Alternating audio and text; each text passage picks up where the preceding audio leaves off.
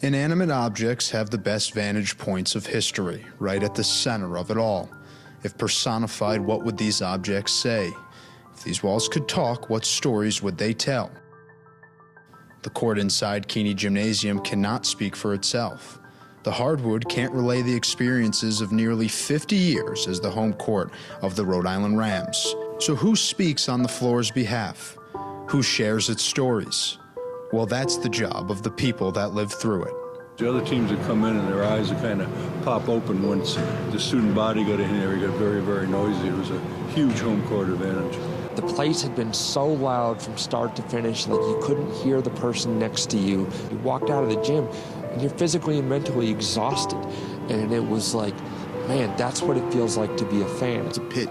The fans are right on top of you. I mean, the opposing bench, the fans were sitting right there on top of them, and it made it tough. A lot of times, opposing coaches had to nearly go to half court on timeouts because our fans were so loud. You know, when the team would run out of the locker room, it was so thrilling, and you know, the roadie Ram and the cheerleaders. It was just it was like a sterile, college basketball.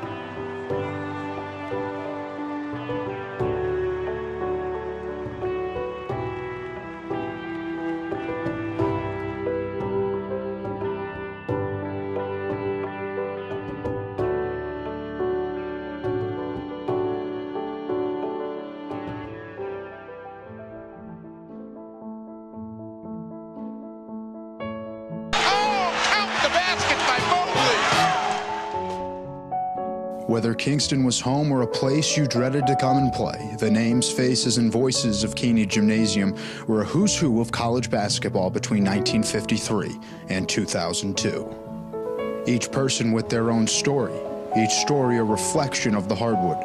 But above all these stories stands one alone, a story from the last few seasons of Keaney Gym's glory days. I was here for the infamous game against St. Joseph's University, in which the Hawk, it's tradition, he keeps his hands flapping throughout the whole game. And we had our Rhode Island Ram mascot take an inner tube from a huge tire and put it over his head to prevent his arms from flapping.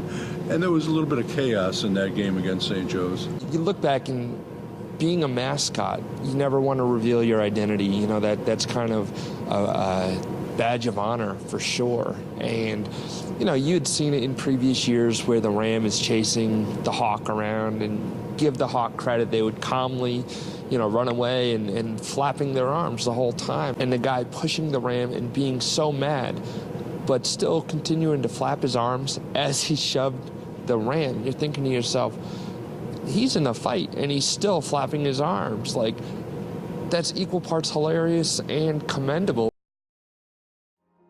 Time works in a mysterious way. We can't go back, we can only look forward. But through all these years, as time has ran its course, we fall back on the way memories made us feel. We fall back on our stories. It's tough saying, it's not tough saying it, it's tough having somebody really understand the feeling of walking into that gym as a player. It was home. And it was a pit, it was a dump, but it was home for us. And it was a home that we always protected, we wanted to protect. And it was just a great, great place to play, a great place to play. The stories of the Hardwood inside Keaney Gym have been experienced in the past. But as long as we have people to speak on that court's behalf, well, those stories will live forever.